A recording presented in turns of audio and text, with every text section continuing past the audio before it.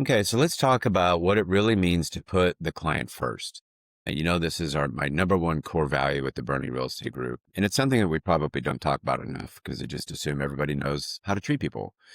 I'm oversimplifying it there, but let's talk about what it really means to put the client first. We hear it all in time, and we hear this all the time in business, put client first, but like, what does it actually mean? Especially when things slow down, when agents are waiting and, patience, and there's probably some frustration in there. By the way, if you're frustrated, they're frustrated, right? So nobody wins there. When you get into real estate or any kind of sales business, really the most successful people in this business adopt and become true servant leaders. True servant leaders. And one of the keys to being the true servant leader is the cadence and the dose, the consumable amount of information and education that you provide your clients all the time. You're making them through very complex and complicated decision-making processes, and it's up to you as the advisor and the client leader, the client advocate, the servant leader, to give it to them in consumable, easy to understand and digest doses so they can make informed, easy decisions. Okay, that is literally the job of this. And it takes different forms throughout the entire process, right? It's house hunting or house preparation if you're a seller, and pricing actually is probably the third or fourth most important part of it. It's important, but it's not the most important. So it's understanding the options and them understanding that you understand the process and that they can trust you to guide them to the promised land. Guys, we'll talk a little bit about that. The values that I know, there's kind of three buckets that client first falls into. And one of them is to make things easier, not harder, provide value, obviously, and then treat people like humans. It's pretty basic, right? So we'll get into some of that. And here we go. This is probably the easiest version of to understand. This is probably the easiest example of what to do when things feel stuck with buyers. How many agents out there, and there's a lot of you, right? How many agents out there like to put together a list of homes for sale that meet criteria and email them out and then wait? Well, I email them.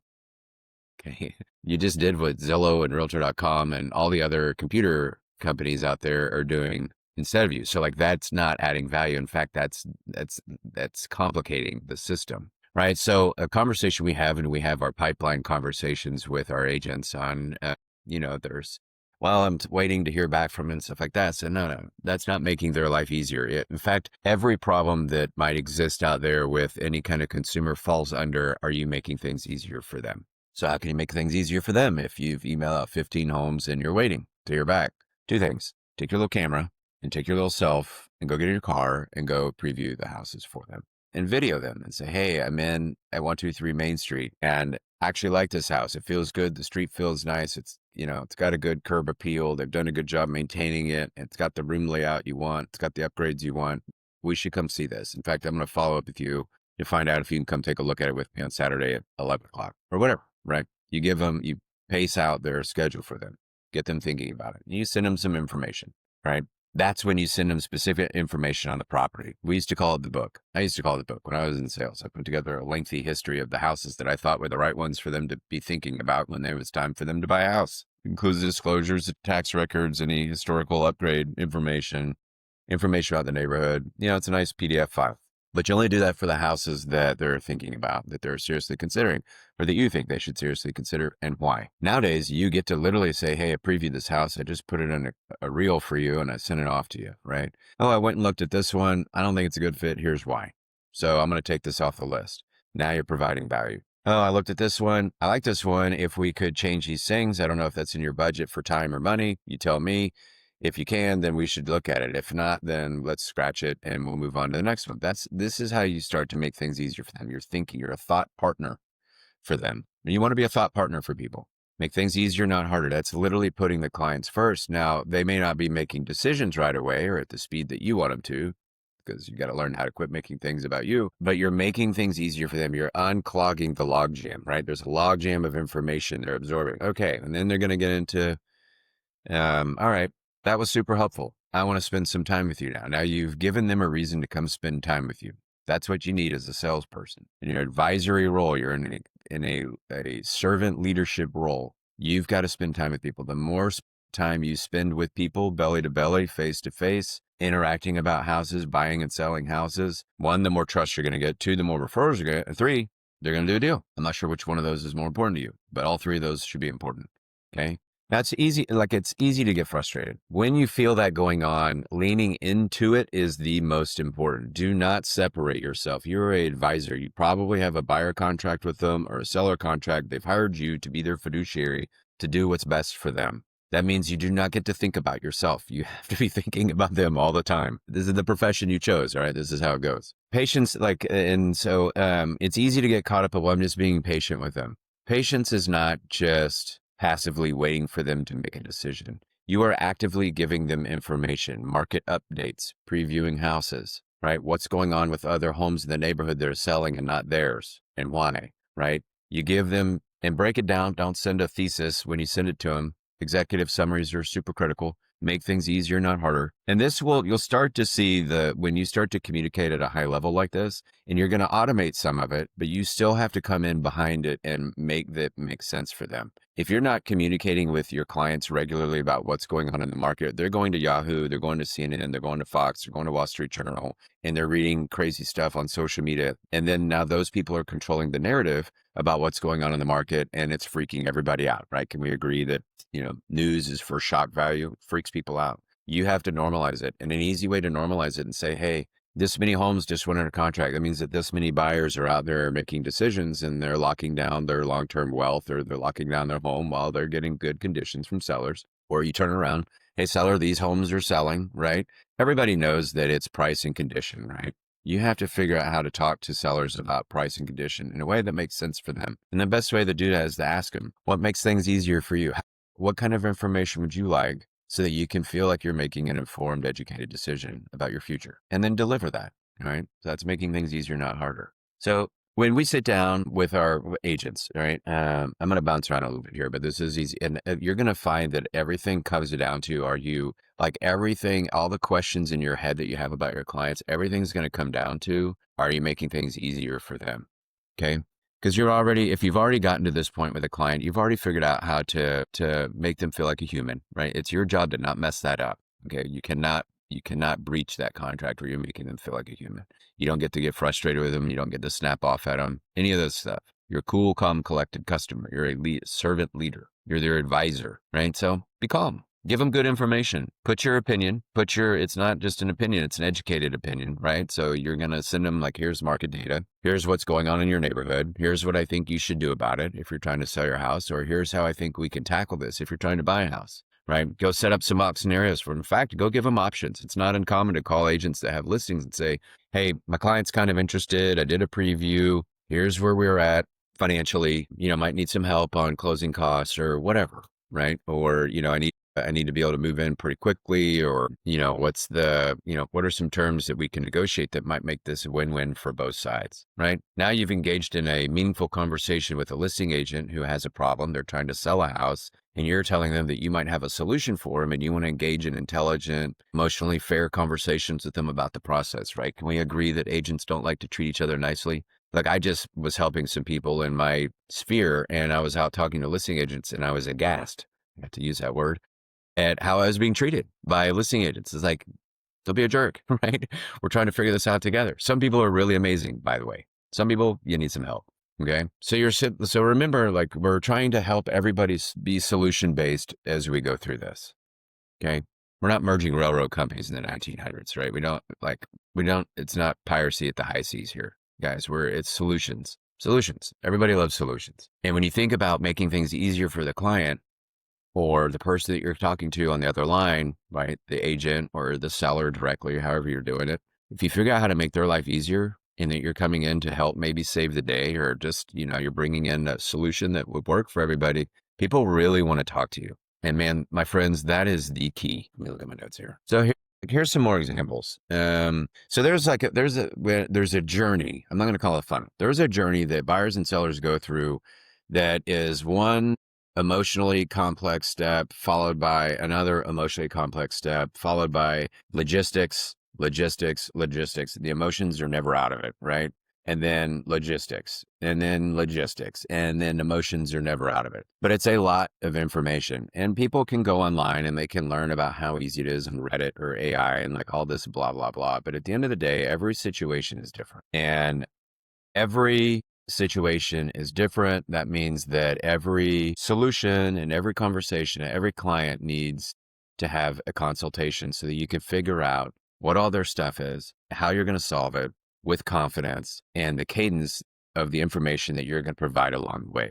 Always break down the next steps into simple action items. A trick I learned a long time ago was summarize something that just happened, then tell them what's going to happen next and why. And it doesn't have to be like 30 sentences, right? It's something simple, what they can expect next and why, right?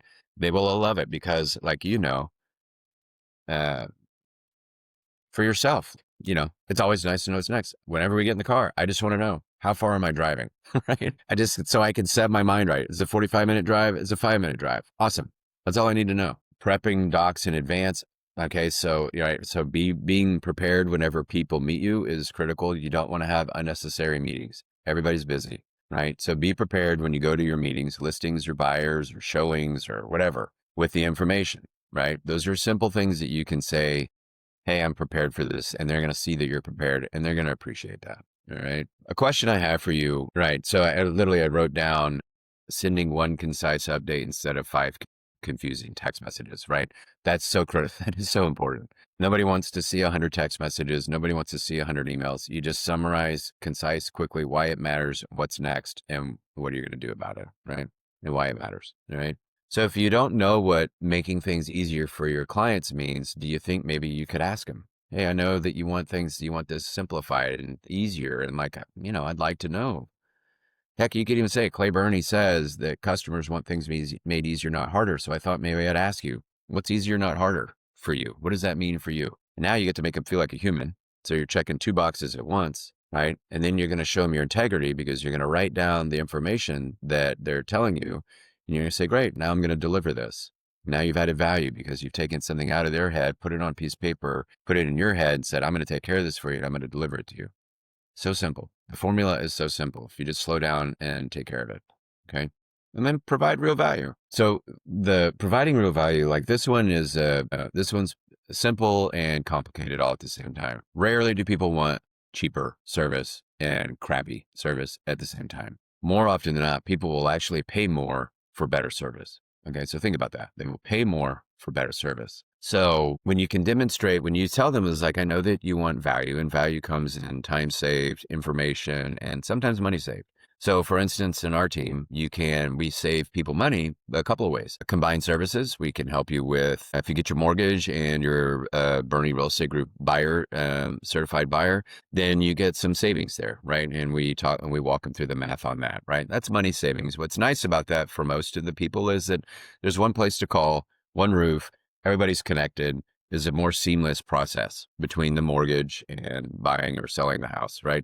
And what's nice about that is that, like, at the end of the day, there's 1 or 2 people at the top that are really concerned about how that process is going, right? Not shareholders scattered across the world. It's a person or two at the top that are really concerned about what that process is like for the customer. Also, you probably have a trusted vendor program, right? That's easier, right? It's one person that manages the logistics for several different people coming in to help get a house cleaned up or prepared for moving, things like that, right? So you talk about your packages as an agent that you have and that you can provide for them.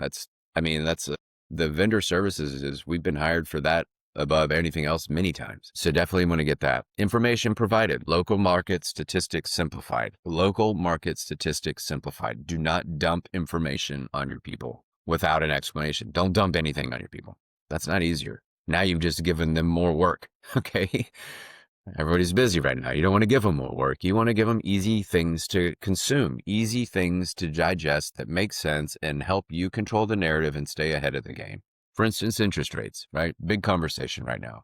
What does it really mean? If you look at the history in the last 3 years, interest rates have been bouncing around. Buyers are still buying in the seasonal pattern that they've always been buying, which means interest rates have normalized. So when people are talking about interest rates, they're talking about what's a solution around this that I can get help from you, and you to make this make sense to me. I still want to buy a house. I need help figuring this part of it out, period, right? I need help. When they're saying interest rates, they're saying, I need help figuring this out. I just want you to understand that.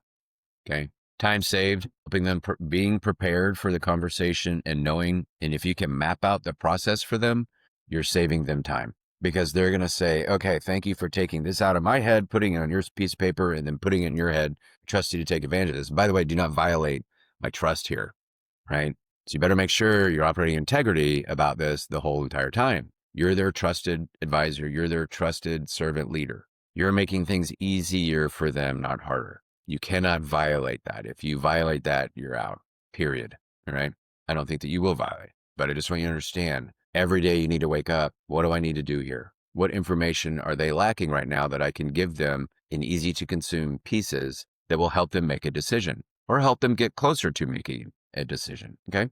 These are the questions you need to be asking yourself. Your neighbor's house just listed for $20,000 less. Here's what it means for you. This is not a time to snap off a flippant while you're helping them sell their house because blah, you're overpriced, right? That's not helpful to anybody ever. You know, like, don't say that. Instead, what else could you say? All right, let's figure this out. Let's go take a look at it and see how it compares to your house, right? Don't just look at the pictures. Go to the open house and take a look at it. The best pictures end up online, right? So go look at the rest of it. Go do an apples to apples comparison. Find out how you can financially or conditionally, as in the condition of the property, match it or beat it. It's not a race to the bottom all the time. You've got to go do the homework. You can't just say, oh, you're done. That's not what they hired you to do. Okay. Now here's another one. I spoke to the lender about your situation. Here's what I learned. Can I share with you what I learned? Can I share with you? Great phrase. You mind if I share this with you? Is it okay if I tell you the truth? Is it okay if if we get into advisor mode and I just kind of go into things that we need to be thinking about at a high level right now without all the fluff? Yeah, dude, they just like, right. That's why we hired you. Okay. I'm probably going to end this right here on this. In this market, in every market, if you, especially one crowded with 18,000 real estate agents in Central Texas, I don't care what team or brokerage you're with, you're in competition with every single one of them. If you are not delivering maximum value, if you're not waking up thinking, how can I make their life easier, not harder? If you're not waking up thinking, I need to treat everybody like a human today, even the agent on the other side, even the lender, even the title company, the insurance agent, the inspector, your team leader, your sales manager, the fellow agents on your team, if you're not waking up thinking about how can I make everybody's life easier? How can I treat them with respect, right? How can I bring value to whatever circle environment I'm in? You're going to lose. Now, if you do all those three things, you're going to win, and you're going to win in a major way. That's the difference between the bottom 90% and the top 10%. That's it. I mean, it's such good news. That's how simple it is. All right. Now go do some good work.